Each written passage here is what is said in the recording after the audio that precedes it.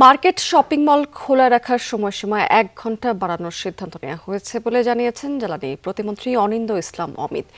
এর ফলে দুপুরে সচিবালয়ের সাংবাদিকদের তিনি এসব কথা বলেছেন এপ্রিলের সব ধরনের জ্বালানি চাহিদা পূরণের প্রস্তুতি রয়েছে।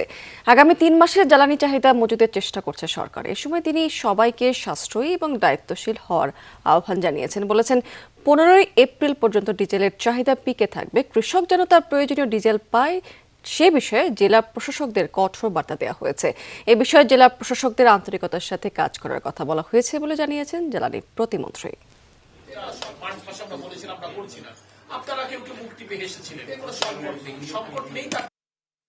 জ্বালানিতে কোনো সংকট নেই, এত উদ্বেগ এত উৎকণ্ঠা, তারপরে কিন্তু আমরা স্মুথ জ্বালানি সাপ্লাই করেছি। ১৫ এপ্রিল পর্যন্ত আসলে মূলত চাহিদা পিকে থাকবে। ১৫ এপ্রিলের পর থেকে চাহিদা কমবে।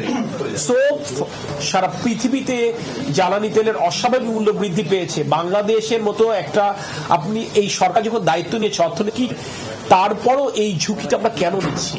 কারণ এখনো পর্যন্ত এটা কৃষি নির্ভর অর্থনীতির একটি দেশ। কোনোভাবেই যেন কৃষকরা ক্ষতিগ্রস্ত না হয়।